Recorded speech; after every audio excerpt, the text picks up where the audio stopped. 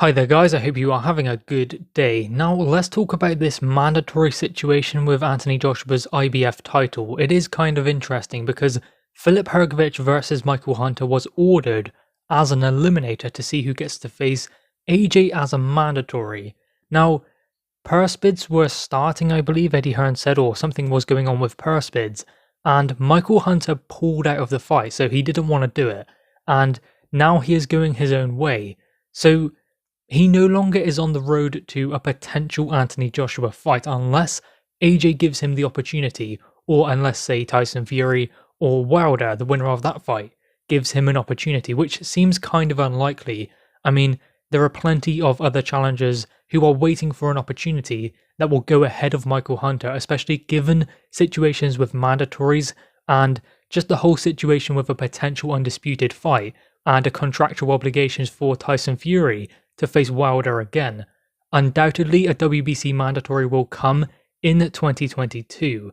So, in light of all of that, what motivated Michael Hunter to say, no, I'm going to go my own way? Did he not want to fight Filip Hrgovic? I mean, you could say that he doesn't want that fight, you could say maybe he's scared, but he's faced the likes of Alexander Povetkin and Alexander Usyk, someone who's scared of facing someone like a tough opponent wouldn't face those guys and then run away from Filip Hrgovic, so I'm not entirely sure what his motivation was in doing that.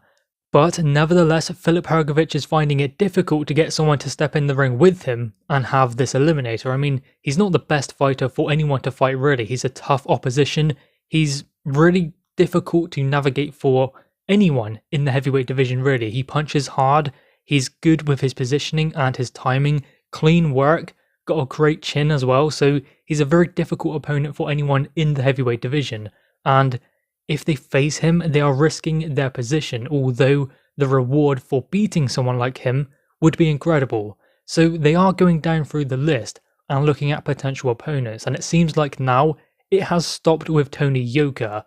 Now, that is a good fight for Filip Hrgovic, that is not such a good fight for Tony Yoka because he hasn't progressed like Filip Hrgovic has, although you can't really see a better chance on the horizon to get there that quickly for him. Now the question is, when will that IBF mandatory come? Well, it won't come this year anyway. I mean, Anthony Joshua will likely have a WBA mandatory before an IBF. That is of course depending on the situation with that WBA belt, because the thing is at the moment is the WBA regular title will have a mandatory first. So Trevor Bryant is the champion, Manuel Charr is the champion in recess, but there will be a WBA eliminator between Daniel Dubois and Bogdan Dinu for the interim status. The winner of that fight is mandatory to Trevor Bryant, who is regular champion, not mandatory to Anthony Joshua as WBA super champion. Having said that, Anthony Joshua has not faced a WBA mandatory since Alexander Povetkin in 2018, and since then he has lost the belts and regained them. So I don't know what the situation is there. Perhaps the winner of Daniel Dubois versus Trevor Bryant, if that fight happens, if of course Dubois does beat Bogdan Dinu, which I'm guessing he's going to. I would put a lot of money on Daniel Dubois actually beating him, so then he would go on to Trevor Bryant. I would still pick Daniel Dubois to beat Trevor Bryant. So then does Daniel Dubois perhaps become mandatory to AJ as a WBA regular champion? I guess that will be sorted out in due course after Dubois has faced Bogdan Dinu, and after a potential Trevor Bryant versus Daniel Dubois fight is made.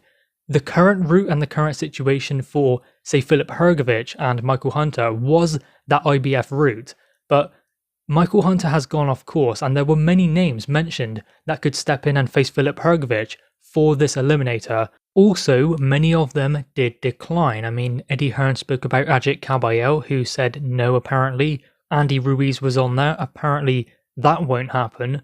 And Tony Yoka is there, he hasn't accepted or declined, and I would imagine that a decision will come on that very soon. If not, then it goes to Luis Ortiz. So Filip Hrgovic is in a situation where he's got an eliminator but no one to face in that eliminator to get to Anthony Joshua. Now the situation could end up, they go down to Luis Ortiz, maybe Tony Yoka, maybe someone else. And then guess what? Filip Hrgovic has a straight run at AJ. I believe that he would beat Luis Ortiz. Ruiz would be a good matchup, but I'm not sure that that is going to happen. Tony Yoka, it would be an interesting dynamic. I'm just wondering about the experience level for Tony Yoka in the pro game. I think that he could use one more, but then when an opportunity like this comes calling, it's hard to say no.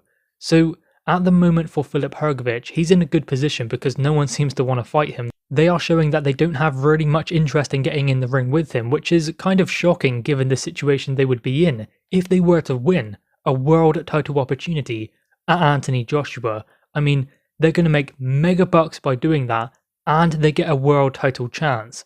What could be better? I mean, Joe Joyce was in a similar situation, not the same but similar, when he faced Daniel Dubois.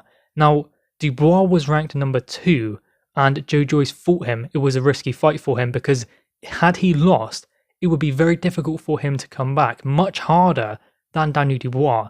A rebuilding stage would be difficult for Joe Joyce, given time is not on his side in the same way it is for Daniel Dubois, but he took the risk, he won, then he got elevated to number 2. I know that the situation with that WBO belt means that Usyk will now be facing Anthony Joshua as mandatory, but still, he nearly got a world title opportunity off of taking that risk against Daniel Dubois. That is the thing about boxing, they have to be willing to take the risk, and we are seeing currently some fighters who are believing that maybe it's not worth taking a tough challenge like Filip Hrgovic, and then they have to climb their way back up. I mean, Dillian Whyte is someone who's taken challenges, Anthony Joshua's done it, recently Joe Joyce has done it, and it's a high risk, high reward. So that's kind of the situation here with someone taking on Filip Hrgovic. My guess would be that perhaps Tony Yoka wouldn't be interested. I guess we will have to wait and see. He could be, but I'm not entirely convinced. Luis Ortiz, again, I'm not entirely convinced. He is someone who gets mentioned for Anthony Joshua, for Tyson Fury as a potential opponent anyway. So does he need someone like Filip Hrgovic, a young challenger? Because if he loses to him, then where does he go? If he stays as he is, I mean, he was mentioned, if Anthony Joshua does not fight Usyk, it could be Andy Ruiz, Dillian Whyte again maybe, or Luis Ortiz in America. So he's that kind of guy who has his name there, mentioned for an Anthony Joshua Tyson Fury.